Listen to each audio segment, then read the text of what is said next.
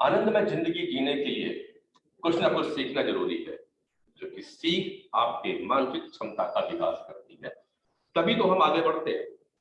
हर क्षमतावान व्यक्ति को देख लीजिए, वह प्रतिदिन कुछ न कुछ पढ़ता है और कुछ न कुछ सीखता है, तभी तो जिंदगी का आनंद है और जिंदगी का लुत्फ है। इसी मोटो के साथ हम आपके पास लेकर के आ रहे हैं ऑनलाइन प्लेटफॉर्म, नाम है life campus, learning for life, life long learning, जिंदगी भर कुछ न कुछ सीखते रहिए।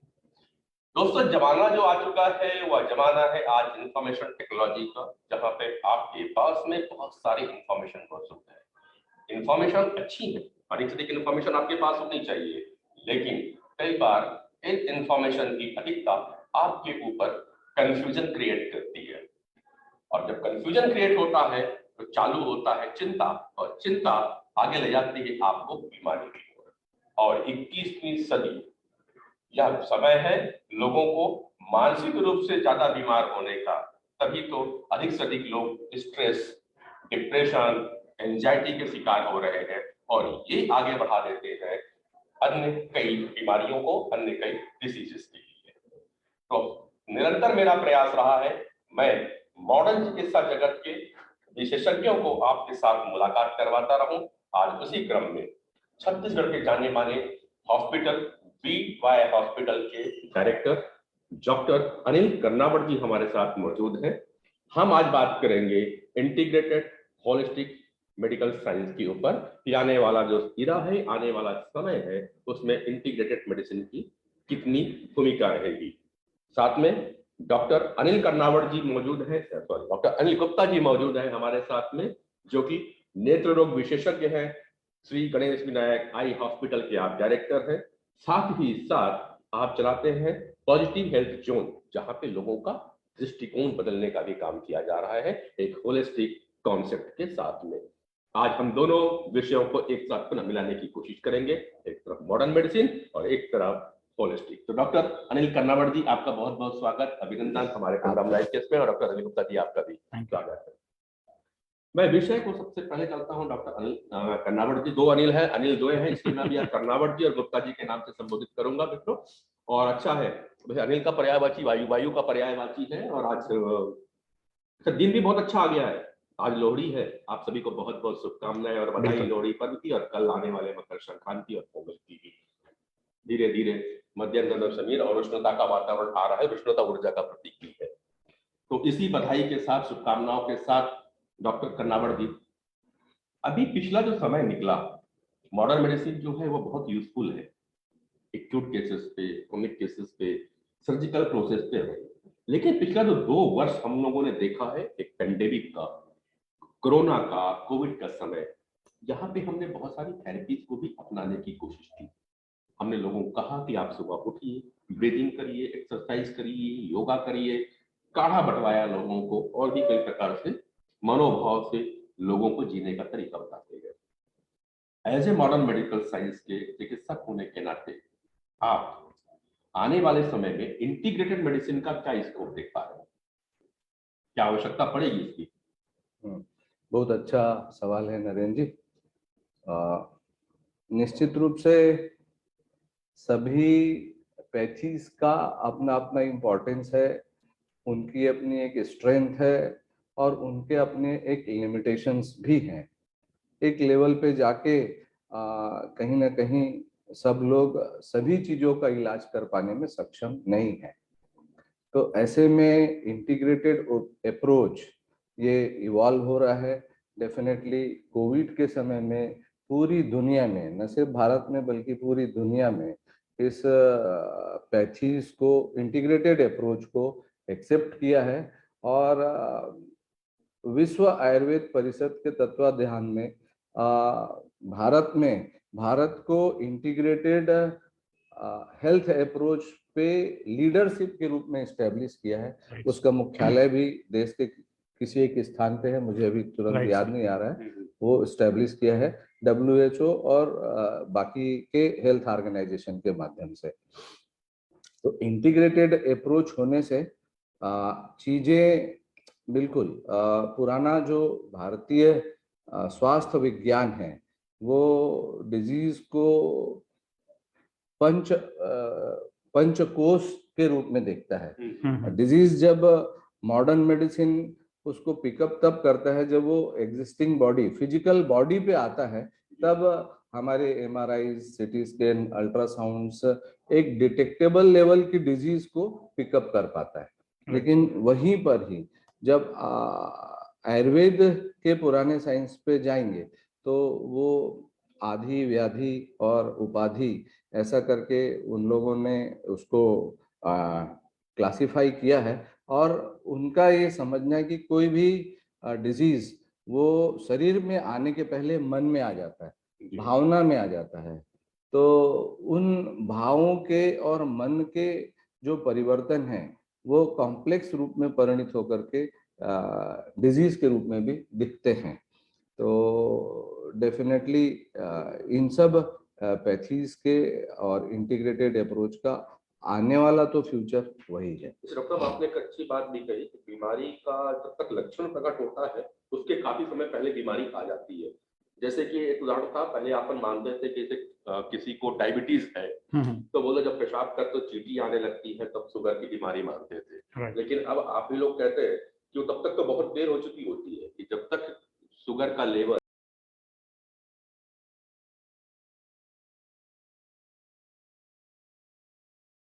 एक बात ये भी मान सकते हैं डॉक्टर कर्नावट जी कि जब मनुष्य के कोई सिम्टम दिखने लगे, जब आपके पास मरीज आता है और सिम्टम दिखने लगता है, तब तक वो पूर्णतः बीमार हो चुका होता है। हेल्दी और बीमार होने में थोड़ा सा अंतर हो जाता है हमारे यहाँ, क्योंकि आप भी इस तरह की पद्धतियों पे कई बार व्याख्यान अलग अलग मंचों पे देते रहते हैं स्वास्थ्य को लेकर के। तो बीमार होना और स्वस्थ रहना दोनों अलग अलग ये बातें आप भी मानते हैं चीजों को? बिल्कुल बिल्कुल। मैं एक और संस्था से जुड़ा हूँ, उसका नाम है आरोग्य भारती।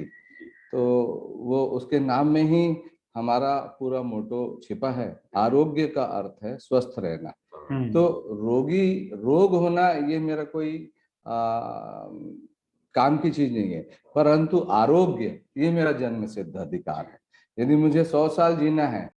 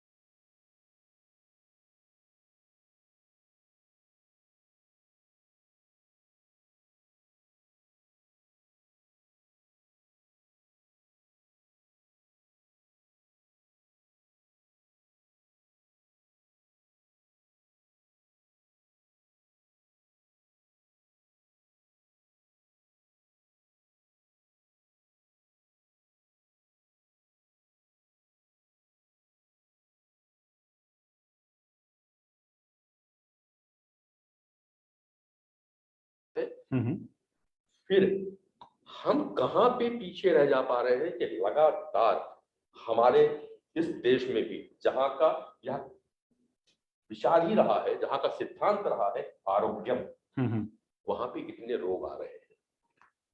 डेफिनेटली, जैसे कर्नावट सर ने भी कहा ना कि आरोग्य भारती की जैसे बात हो रही थी, इस प्रकार की साइंसेस, हमारे वैदिक विज्ञान, पूरा विज्ञान ही आरोग्य का विज्ञान है, स्वस्थता का विज्ञान है।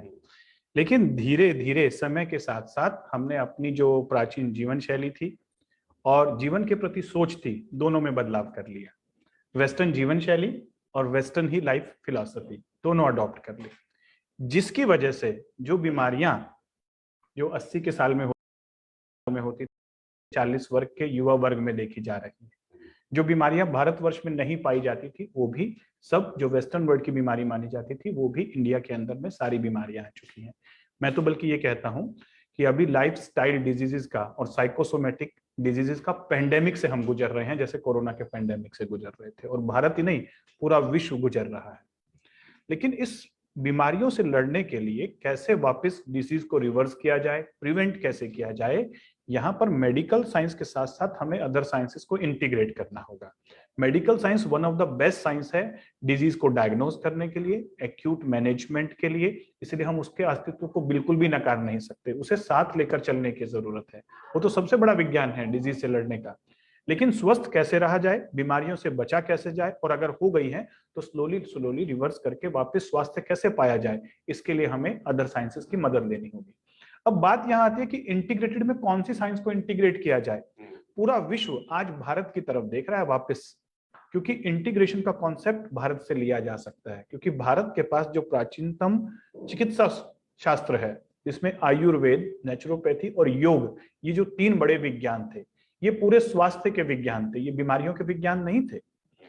तो इनको हमें अगर हम मेडिकल साइंस के साथ जोड़कर चलें तो बहुत अच्छा विकल्प फ्यूचर में एक नया health care system, integrated holistic health care system पूरे विश्व को दिया जा सकता है। और इसमें कोई लड़ाई की बात भी नहीं है, मिक्सोपैथी भी नहीं है ये। क्यों? क्योंकि अपनी अपनी ब्रांच के सबके दायरे हैं। आयुर्वेद हुआ, योग हुआ, ना ये एक्यूट डायग्नोसिस कर सकते और ना ही ये सर्जरी कर सकते, और करना भी नहीं चाहिए, क्योंकि ये बीमारियों के विज्ञान नहीं, ये स्वास्थ्य के विज्ञान है। इनको जरूरत है कैसे हम लोगों को बीमारियां होने से पहले ही ठीक कर लें, सिम्टम आने से पहले ही लोगों को स्वस्थ बना दें, और अगर आ गए हैं, एक्यूट मैनेजमेंट हो गया है, तो फिर वापस उसे कैसे जीवन शैली में बदलाव लाके, सोच में बदलाव लाके वापस नॉर्मल बना दिया जाए। तो यानी जो भारतीय चिकित्सा विज्ञान था, यानी वैदिक विज्ञान जिसे मैं कहता हूं, अगर हम उसे मॉडर्न मेडिकल साइंस के साथ जोड़ दें तो और उसे और थोड़ा साइंटिफिक ला दिया जाए, जो लाया भी जा रहा है। वेस्टर्न वर्ल्ड आज हमारे आयुर्वेद के ऊपर, नाड़ी विज्ञान के ऊपर, चक्र विज्ञान के ऊपर साइंटिफिक मशीन लेकर आ चुके हैं। जैसे नाड़ी वेदा पल्स मशीन है जो नाड़ी का चेकअप कर लेती है, ऑरा स्कैनर आ गए हैं, आपकी बायोफील्ड देखी जा रही है। तो यानी हमारी भारतीय पैथीज को अब वो मॉडर्न वे में लाने की जरूरत है। सब मैं आपकी इस बात से सहमत हूँ कि हमारा जो पद्धति है, मेरे ख्याल से कर्नावट जी सहमत है कि हमारी जो पद्धति रही है, खासकर नाड़ी विज्ञान, नाड़ी वैद्य बड़ा एक्यूरेसी के साथ बता दिया करते थे, लेकिन धीरे धीरे समय बदला, हम अपनी पद्धति को भूलते गए और अब नाड़ी देखने वाले नहीं, पल्स देखने वाले ज्यादा हो गए हैं, और इसलिए हमें कहीं ना कहीं शंका उत्पन्न होती है। मॉडर्न मेडिसिन की एक चीज है कि जो चीजें बोलते हो तथ्यात्मक के साथ रखते हैं, इसलिए हमें उस पर विश्वास होता है। बिल्कुल। आयुर्वेद पद्धति क्या, जिसकी बात आप कह रहे हैं, चाहे वो आयुर्वेद की बात हो या नेचुरोपैथी की बात हो, नाड़ी विज्ञान की मैं बात कर रहा हूँ, आपने भी स्कैन की बात कर दी, ऐसी चीजें क्या लाई जा सकती है जिससे मरीज को सतर्कता हो, उसको सत्ता से विश्वास आए। जब आपने कहा कि नहीं, मैंने आपकी नाड़ी देख करके बोल रहा हूँ आपका लीवर में प्रॉब्लम है या आपकी किडनी में प्रॉब्लम है या आपका शुगर लेवल बढ़ रहा है, तो उसकी कोई रिपोर्ट ऐसी जब निकलेगी तब तो मरीज समझेगा। तो क्या आयुर्वेद या जिस पद्धति की हम बात कर रहे हैं, क्या इस ओर भी विचार करें? देखिए, मेडिकल साइंस कहता है कि जब भी कोई डिजीज हो जाती है तो आपको लाइफस्टाइल मॉडिफिकेशन की जरूरत है, स्ट्रेस मैनेजमेंट की जरूरत है। लेकिन लाइफस्टाइल मॉडिफिकेशन में आयुर्वेद की मदद लेनी चाहिए। नाड़ी के द्वारा हम एक कॉन्सेप्ट है आयुर्वेद में, prakriti is the unique psychosomatic constitution of a person determined at the time of birth depending upon the constitution of his parents as well as time of birth. यानी जन्म के समय ही हमारा एक प्रकृति, किस टाइप की मेरी बॉडी है, किस टाइप का मेरा माइंड है, क्या मेरे बिहेवियर रहेंगे, मेरी बॉडी में कौन सी डिजीज आने की संभावना ज्यादा है, और मेरा आइडियल लाइफस्टाइल इस बॉडी टाइप और माइंड टाइप के अकॉर्डिंगली क्या होना चाहिए, ये आयुर्वेद पहले से बता देता था। लेकिन आजकल हम प्रकृति के कॉन्सेप्ट को भूल चुके हैं, जानते ही नहीं है। अगर जान लें और बचपन से ही बच्चे को समझा दिया जाए कि आप वात पित्त हैं, आप पित्तवात हैं, आप कफ और वात का कॉम्बिनेशन है, और आपका ये आइडियल लाइफस्टाइल रहेगा, ये डाइट रहेगी, और आपको ये चीजें नहीं करनी है, तो शायद लाइफ लॉन्ग वो हेल्दी रह सकता है या बहुत कम डिजीज उसे होंगी। अब मॉडर्न साइंस यानी वेस्टर्न साइंस मशीन लेकर आ चुका है, HRV, heart rate variability based method के द्वारा, जो हम अपने सेंटर में भी यूज कर रहे हैं, और उसके द्वारा 5 मिनट तक आपके हार्ट के वेरिएशन को मेजर करके उसका डायग्नोसिस बनाया जाता है कि आपका वात, पित्त, कफ, इनका जो प्रोपोर्शनेट है बॉडी में वो क्या है, प्रकृति कितनी है और कौन सी विकृति आ गई है, और फिर वापस उन्हें रिवर्स करने के लिए पर्सनलाइज कस्टमाइज डाइट और लाइफस्टाइल रिकमेंडेशन दिया जाता है। तो इस वे में, साइंटिफिक वे में जब हम आयुर्वेद की बात करेंगे तो नेचुरली लोगों का विश्वास बनेगा, क्योंकि आयुर्वेद जितना साइंटिफिक, मॉडर्न मेडिकल सिस्टम जैसे साइंटिफिक है, आयुर्वेद को भी साइंटिफिक वे में बताने की जरूरत है। डॉक्टर कर्नावट जी, बीवाई आज छत्तीसगढ़ में एक जाना माना नाम है और लोगों को विश्वास पे आती है। और कई गरीब तबके का भी आप लोगों के पास में बड़ा अच्छा सहयोग रहता है, जिसके बाहर जाकर के प्रश्न करते हैं। जब हम कई दौरों पे मैं विशेषली जब गया देखा तो पाया, इसके लिए हम आपको साधुवाद करते हैं, आपकी पूरी टीम का साधुवाद करते हैं खासतौर पे। और कई जगहों पे आप लोग में इसलिए ऑन ऊपर मैं प्रशंसा करते हैं कि जब मैं बस्तर के दौरे पे था, मैंने वहां से बहुत सारी फिर स्पेशली बीवाई के नाम पे मिला कि कोई भी मरीज आपके यहाँ से यूं ही नहीं गया है, तो गरीब वाकई गरीब है, तो आपने उनकी चैरिटेबल की है। तो साधुवाद की पूरी बीवाई की पूरी टीम साधुवाद की है। मैं उन बस्तर वासियों की तरफ से आपको साधुवाद देता हूँ। धन्यवाद। मैं एक बात और जो मुझे इस तरह की बातें अभी अजय जी भी कह रहे थे गुप्ता जी कि लाइफ स्टाइल डिसीजेस है, और जितनी बीमारियां आज हम देखते हैं वो लाइफ स्टाइल डिसीजेस के, चाहे वो हाइपरटेंशन है, डायबिटीज की बात कर लेते हैं, स्ट्रेस की बात कर लेते हैं। साथ ही मैं आपकी फील्ड की तरफ आऊँ जहाँ पे सर्जिकल केसेस है, उसमें भी अगर हम आए तो पाइल्स और फिशर ये भी कहीं ना कहीं हमारी लाइफ स्टाइल डिसीज का हिस्सा है। जनरली एक कॉन्सेप्ट चलता है कि सर्जरी हम करा लेते हैं, क्या सर्जरी के साथ भी मरीज अगर अपनी लाइफ स्टाइल को ना बदले तो क्या जीवन शैली की जो स्वास्थ्य है वो ठीक रहेगा? या यहाँ पे अपन डॉक्टर्स मेडिसिन के साथ में, मतलब मॉडर्न मेडिसिन के साथ में हम उनको लाइफ स्टाइल बदलने की सलाह देते हैं और करना चाहिए। इसमें तो कोई दो रात नहीं है, और मेडिकल साइंस भी इसको एक्सेप्ट करता है कि जो भी सर्जिकल प्रोसीजर्स किए जा रहे हैं तो उसके प्री ऑप और पोस्ट ऑप बहुत सारी एहतियात उनको बताए जाते हैं, जो लाइफस्टाइल मॉडिफिकेशन का ही हिस्सा है। खान पान की बातें उनको बताई जाती है, बहुत विस्तार में उसकी चर्चा नहीं होती, परंतु मोटे मोटे तौर पे उसको समझाइश दी जाती है कि ये what to do and what don'ts. मैं ये इसलिए किया कि लोगों के मन में बड़ा भ्रम है कि आयुर्वेद के डॉक्टर के पास जाओ तो वो बस मना करते से आयुर्वेद एलोपैथ पे जाओ तो कुछ खाने को मना नहीं करते हैं कर ले। तो मैं इसलिए एक सर्जन यहाँ पे बैठे हैं जो सर्जरी रोज करते हैं, हमने उसकी तरफ से भी प्रश्न किया कि नहीं भैया इंस्ट्रक्शन हर जगह है, आप सुनो या ना सुनो। हाँ, डेफिनेटली थोड़ा सा इसमें जो बीच बीच में मिसकंसेप्शंस भी रहते हैं कि कुछ लोगों को अपने यहाँ का एक प्रचलित मान्यता है कि खट्टे से घाव पक जाएगा, तो लोग ऐसे में विटामिन सी, नींबू, टमाटर, दही और मठा ऐसी चीजों को भी वो अपने प्रोसीजर के बाद बंद कर देते हैं। रादर ये हेल्पफुल रहते हैं उनकी वुंड हीलिंग में, because of more of the micronutrients and vitamin C rich diets. तो कुछ कुछ मिसकंसेप्शंस को धीरे धीरे हटाना हो। हाँ, यदि खट्टे से है तो अचार और इमली की कुछ जो पुरानी हो गई है ऐसी खटाइयाँ, वो कहीं ना कहीं इन्फेक्शन को बढ़ाती है, तो ऐसी स्थितियों को अवॉइड करना चाहिए। खट्टा लेने को और प्रिजर्वेटिव जो जी है उनको, या जैसे स्टोन्स के बारे में एक मिथ रहेगा कि बीज वाली चीजें नहीं खाना, तो स्टडीज आ चुकी है कि आप टमाटर खाओ, भट्टा खाओ, बीज वाली चीज खाओ तो भी स्टोन्स की फ्रीक्वेंसी और होने और नहीं होने की इक्वली हुई है। तो कुछ कुछ चीजों को लेके उसको अवेयरनेस, क्योंकि मेडिकल साइंस भी एक डायनामिक प्रोसेस है कि 10 साल पहले जो बोल दिया गया है वो आज की मायने में काफी चेंजेस आती है, उसमें रोज कुछ ना कुछ, एक्चुअली ये एविडेंस बेस्ड प्रैक्टिस है, तो कुछ ना कुछ प्रोसेस, कुछ रिसर्च का प्रोसेस, इवॉल्विंग प्रोसेस लगातार चलता रहता है। तो समय समय के आधार पे डॉक्टर्स को भी अपडेट होते रहना चाहिए और अपने संपर्क में आने वाले मरीज को भी अवेयर करना चाहिए। अगला प्रश्न जो आता है, मैं उसी अब आहार और विचार से आ जाता हूँ साहब। आप एक जैन समुदाय से आते हैं और जैन का दो जगहों पे बड़ा रोल है, एक भारत की अर्थव्यवस्था पे और दूसरा स्वास्थ्य की ओर। आज भी जब हम यहाँ से निकलते हैं, चाहे रायपुर से किसी भी कोने से निकले, जैन साथ लोग कई जगह पे दिखते हैं और आज भी वो नंगे पांव और पैदल चलते, चाहे ठंड का महीना हो या गर्मी का महीना हो। तो जैन से कर्नावट साहब, मैं आपसे इस बात पे जानना चाहता हूँ कि आपके गुरु से भी मैं मिला जब वहां गया तो आपके गुरु से हमारी मुलाकात हुई थी। ये एनर्जी कहाँ है? आप लोग पूरे लोग वेजिटेरियन होते हैं, एक बात वो भी है जैन, मतलब कहीं भी चले जाए सर भारत खाना में, अगर आपको वेजिटेरियन खाना है, वेजिटेरियन से भी अच्छा वो जैन फूड होता है, जैन फूड जो वेजिटेरियन से भी और सात्विक होता है। सात्विक भोजन करना है, जिससे उपवास अगर है तो जैन का भोजनालय कहीं पे दिख जाए जहाँ जैन के समुदाय के है, जो मंदिर है वहां पे उनको अच्छा भोजन सात्विक मिल जाता है और उसकी अच्छी है।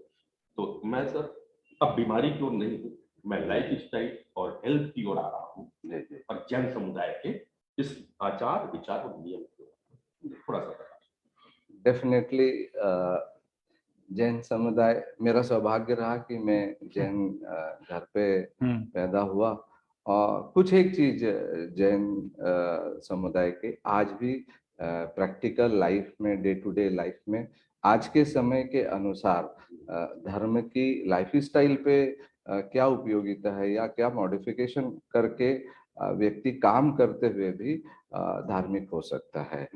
वो एक हमारे गुरु लोग काफी डिसिप्लिन लाइफ जीते हैं, पंच महाव्रतधारी होते हैं। मतलब ये 5 चीज जैन साधु है मीन्स ये 5 चीजें वो मान के चलती है, पूरी समाज पूरी जनता ये मान के चलती है कि ये 5 चीज उनमें मिलेगी मिलेगी। सत्य है, अहिंसा है, अचौर्य है, ब्रह्मचर्य है और अपरिग्रह। तो जैन साधु पैदल चलते हैं, जैन साधु अपने साथ बहुत सारी सामान और अटैचियां लेके नहीं चलते, उनका कोई स्थान नहीं होता। वो एक तरह से हम कहें कि मठाधीश होने की प्रक्रिया को भी, चूंकि वो घर छोड़ के बाहर निकला है अपने इवॉल्वेशन के लिए, तो यदि वो कहीं एक जगह पे रुकता है, कोई स्थायी निवास करता है, तो वो कहीं ना कहीं उसमें विकृति आती है। तो वो हमको उन गुरुओं के माध्यम से समाज और समाज में भी एक सामूहिकता का भाव जैन समाज में बना है कि वो लोग थोड़ा सा कलेक्टिवली इकट्ठे आते हैं, एक दूसरे के बारे में जानकारी रखते हैं और जहाँ आवश्यकता होती है, जहाँ धन की आवश्यकता हो, दान की आवश्यकता हो, ऐसे में भी वो काफी आगे आकर के और सोशल रिस्पॉन्सिबिलिटी को निभाने की कोशिश करते हैं। डेफिनेटली लाइफ स्टाइल में भोजन सात्विक रहती, पूर्ण शाकाहार जैसा आपने बताया उसका पालन करने की ज्यादातर कोशिश। विकृतियां सभी समाज में आई हैं, तो मैं ये नहीं कहता 100% लोग वेजिटेरियन ही होंगे जैनियों में भी, लेकिन मेजॉरिटी ऑफ द लोग जो कि हमारे एक तरह से स्टिग्मा भी माना जाता है, नॉनवेज यदि किसी ने खाया, अल्कोहल किसी ने लिया, तो समाज में ही उसके बारे में थोड़ा एक निगेटिविटी चालू हो जाती है। तो उस डर से भी व्यक्ति इस प्रकार के व्यवसायों से वो बचता है। तो कहीं ना कहीं ये संत और समाज, ये दोनों का मिला जुला कॉम्बिनेशन और आपस में इन लोगों की बातचीत समय समय पे, और चातुर्मास की जो 4 महीने की परंपरा है, तो सनातन धर्म में अब 4 महीना धीरे धीरे 2 महीने में भी आ गया और कुछ लोग 2 महीने में भी कुछ दिन कम ज्यादा करके करते हैं। तो 4 महीने का जो स्थिर वास है, वर्षावास है, तो उस पर्टिकुलर एरिया के समाज के लोगों को काफी कुछ सीखने समझने को मिलता है जो उनकी लाइफ स्टाइल से रहती है। और जहां तक कि आपने बोला जीडीपी का है भारतवर्ष के 25% में, तो यदि आपका बहुत सारा समय व्यसन से और अनर्गल समयों से आप समय बचा पाएंगे, तो आपका ये समय अपने आप ही प्रोडक्टिविटी की ओर आएगा। मुझे लगता है कि वो भी एक बिल्कुल सही। अब एक प्रश्न में आपसे और एक छूट गया है, जैन समाज में एक त्योहार और आता है, वो है पर्युषण का, उसके पीछे क्या कारण है डॉक्टर गुप्ता जी? हाँ, अब डेफिनेटली वो एक हमारा सबसे बड़ा पर्व है, उसको हम महापर्व के रूप में रहते हैं और हमारे हिंदू धर्म में भी काफी प्रचलित है, क्षमा बड़न को चाहिए छोटन को उत्पात। तो वो एक क्षमा का पर्व है। हम आइडियली तो हमको डेली अपनी गलतियों का तुरंत क्षमा मांग करके निदान कर लेना चाहिए, ताकि जो ग्रंथि बनती है भावनात्मक लेवल पे और मन के लेवल पे, वो फिजिकली डिजीज के रूप में हम लोगों का एक मानना भी है कि यदि ये गलतियां गठान का रूप लेगी तो कहीं ना कहीं आपको आधी व्याधि के रूप में परिलक्षित होगी। तो 8 दिन एक जगह पे शरीर को भी स्वस्थ रखने के लिए उसको तपाना आवश्यक है। तो पर्युषण पर्व पे तप का बड़ा जोर रहता है। उस दिन व्यक्ति अपने सामर्थ्य के हिसाब से उपवास रखता है। 1 दिन के उपवास से लेके 8 दिन और 30 दिन तक के भी कुछ कुछ लोग जाते हैं और ऐसे में भी अन्न का त्याग करके और जल के आधार पे अपने आप को रोकते हैं। तो एक तरह से मुझे लगता है कि वो डिटॉक्सिफिकेशन ऑफ द बॉडी भी हो जाता है। तो वो कहीं ना कहीं उसको ऐसे ही व्यक्ति को फिट रखने के लिए, फिजिकली फिट रखने के लिए ये डिटॉक्सिफिकेशन का हमारे पुराने मनीषियों का सोच है, जो अभी उसको इस तरह से जोड़ती है। इसलिए मैं जैन को धर्म न कहकर जैन को चिंतन कहता हूँ। जैन अपने आप में एक चिंतन है। बिल्कुल। तो सब मैं पिछले प्रश्नों को किनारे करता हूँ। सबसे पहला प्रश्न जो यहाँ से चालू किया था त्योहारों का, जिससे सबसे बड़ा धर्म त्योहार माना जाता है जैनियों का, वो है पर्युषण, क्षमा, ग्रेटिट्यूड। मॉडर्न समय में आप इस क्षमा को, इस पर्युषण को और ग्रेटिट्यूड को कैसे देखते हैं? जब आप वैदिक साइंस की बात कर रहे हैं और मनोविज्ञान को समझने की कोशिश कर रहे हैं, मन को डिसीज से जोड़ रहे हैं, तो उस समय पर्युषण कैसे आता है? देखिए, जो साइकोलॉजी है और जो एनर्जी मेडिसिन है, जिसमें लेटेस्ट रिसर्च आई है, इनफैक्ट साइको न्यूरोइम्यूनोलॉजी जो माइंड की बात करता है और माइंड से डिजीज कैसे पैदा हो रही है, ये तो मॉडर्न मेडिकल सिस्टम ने या इन साइंसेज ने अभी जाना। जैसे कर्नावट सर ने कहा, हमारे जो धर्म थे उन्होंने तो पहले से ही सब चीजें रिसर्च थी और उनको मालूम था कि इनसे बीमारियां पैदा होंगी विकृत भावना से। तो उन्होंने पहले से ही ऐसे सिस्टम डेवलप कर दिए थे कि आपको क्षमा करना है, क्योंकि कहीं ना कहीं हम डे टू डे लाइफ में कुछ लोगों को बदला की भावना बिठा लेते हैं, कुछ अहित हो जाता है जाने अनजाने में। तो उन्होंने कुछ ऐसे सिस्टम ही बना दिए, त्योहार ही बना दिए, पर्व ही बना दिए कि आपको उस दिन ऐसा क्षमा मांगना ही है। और मेडिकल साइंस, ये एनर्जी मेडिसिन साइंस बताता है कि अगर आप किसी को बदले की भावना को दिल में लेके बैठे हैं तो ये आपका जो अनाहत चक्र है, हार्ट चक्र, वो ब्लॉक हो जाता है और जिसकी वजह से later on coronary artery disease और हार्ट प्रॉब्लम आती है। अगर कोई व्यक्ति डेली क्षमा करता रहे, जैसे वेस्टर्न वर्ल्ड में एक साइंस तरीका है होपोनोपोनो, कि हमेशा उठ के दिन में 4 बार आपको ये चार गुरु मंत्र बोलने हैं। I am sorry, please forgive me, I love you, I thank you. तो ये वेस्टर्न वर्ल्ड की साइकोलॉजी। और अगर बोले तो हमारे दर्शकों को कहते हैं होपोनोपोनो प्रेयर। होपोनोपोनो प्रेयर मतलब 4 चीजें, I am sorry, please forgive me, I love you, I thank you. आप किसको कह रहे हैं? पूरी दुनिया को, पूरी ब्रह्मांड को और भगवान को, कि जाने अनजाने में मुझसे जो गलतियां है उसमें क्षमा करें। I am sorry, please forgive me, मैं क्षमा मांगता हूँ, I love you and I thank you. इसी प्रकार से जैसे जैन समाज में जो पर्व रहता है मिच्छामी दुक्कड़म, ये कितना अच्छा वर्ड है, सुनते ही दिल को सुकून मिल जाता है। तो जैसे ही आप किसी को क्षमा करते हैं तो अनाहत चक्र खिलना शुरू हो जाता है, ब्लॉकेज खुल जाते हैं। ऐसे ही ग्रेटिट्यूड, ये जो चक्र है इसकी फ्रीक्वेंसी होती है 963, इसकी फ्रीक्वेंसी होती है 639, और जो सबसे लोएस्ट चक्र है मूलाधार चक्र, उसकी होती है 396। लोएस्ट 396, बीच का जो चक्र है 639 और ये 963। निकोलस टेस्ला ने कहा था कि जब भी ये यूनिवर्स पूरा फ्रीक्वेंसी और वाइब्रेशन में ही वाइब्रेट करता है, if you want to understand this universe think in term of frequencies and energies. और उन्होंने कहा 3, 6 और 9 ये मैजिकल नंबर है, यानी क्वांटम फिजिक्स के साइंटिस्ट लोगों ने ये पहले ही बताया, और हमारे वैदिक विज्ञान में लिखा हुआ है कि इन चक्रों की अपनी अपनी फ्रीक्वेंसी है। तो 396, 639 और 963। तो जब भी हम नेगेटिव इमोशन लेकर आते हैं तो हमारी जो पूरी ओवरऑल बायो ऑरा की फ्रीक्वेंसी है, बॉडी की फ्रीक्वेंसी है, वो 396 से भी नीचे चली जाती है, और वही बीमारियों का कारण है। और जैसे ही आप क्षमा करते हैं आपकी फ्रीक्वेंसी 639 आ जाती है, और जैसे ही आप डेली भगवान को थैंक यू बोलते हैं, ग्रेटिट्यूड देते हैं कि मुझे तुमने दाता बहुत कुछ दिया है, तेरा शुक्रिया है, तेरा शुक्रिया है, जैसे ही आप ये वर्ड्स फील करते हैं आपका क्राउन चक्र ओपन होना शुरू होता है, 963 की फ्रीक्वेंसी पर रिजोनेट होना शुरू हो जाता है। 963 ट्रिलियन हर्ट्ज की फ्रीक्वेंसी है ये। तो यानी ये जो भावनाएं, मेंटल इमोशंस जो हैं, ये ब्लॉकेज हो जाते हैं, तभी डिजीज आ रही है, ये लेटेस्ट रिसर्च बता रही है। और इनको ठीक करने के लिए हमारे जो धर्म थे, धर्म का पहले जो मतलब होता था वो थे राइट वे ऑफ लिविंग, यानी कैसे जीवन जीना है, क्या सोच रखनी है, क्या खान पान रखना है, ये धर्म होता था। धीरे धीरे धर्म का जो पर्यायवाची था वो बिगड़ते गया, और आज भी धर्म अगर सही में कहें तो राइट वे ऑफ लिविंग ही सिखाते हैं, लेकिन हम धर्म को समझ नहीं पा रहे हैं, इसलिए तो लड़ रहे हैं ना एक दूसरे से कि मेरा धर्म तुम्हारे धर्म से अच्छा। कोई भी धर्म, सब अहिंसा सिखाते हैं, सब माफ करना सिखाते हैं, सब अच्छा जीवन जीना सिखाते हैं। तो पहले धर्म की जरूरत थी, आज धर्म विकृत थोड़ा होते जा रहा है, हमारी समझ कम होते जा रही है। इसीलिए अब मैं कह रहा हूं कि हमें पेशेंट को इंटीग्रेटेड होलिस्टिक की जरूरत होती है। अभी मैं मेदांता गया कुछ दिन पहले हॉस्पिटल में, वहां तो हमने देखा वहां पर एक अलग से डिपार्टमेंट है इंटीग्रेटेड होलिस्टिक हेल्थ केयर का। तो वहां के जो डॉक्टर्स थे उनसे बात करने से मैंने पूछा कि यहाँ क्या जरूरत है, तो उनका कहना था कि पेशेंट जब डिजीज, टर्मिनल डिजीज में आता है, किसी हाई डिजीज के साथ आता है, तब उसका जो एक्सेप्टेंस होता है वो ज्यादा होता है। एक हेल्दी व्यक्ति को आप समझाएंगे नहीं समझ में आता। तो यहाँ पर जब मेडिकल ट्रीटमेंट उसका हो गया, डायग्नोसिस हो गया, सर्जरी हो गई, अगर एक बार उसको यहाँ इंटीग्रेटेड से गुजार दिया जाए तो वो बहुत जल्दी इन चीजों को एक्सेप्ट कर लेता है, फिर वो भगवान को भी मानता है, फिर वो क्षमा भी करता है और फिर अपने वो राइट वे ऑफ लिविंग को भी ठीक करता है। तो इसीलिए मुझे लगता है कि फ्यूचर में हमें जितने भी हॉस्पिटल्स हैं उनके अंदर एक नया डिपार्टमेंट और होना चाहिए, इंटीग्रेटेड हॉलिस्टिक हेल्थ केयर। और इसी कड़ी में मैं प्रयास भी कर रहा हूं, जैसे डॉक्टर यूसुफ मेमन सर के साथ भी हमने कैंसर हॉस्पिटल में integrated holistic health care department शुरू किया।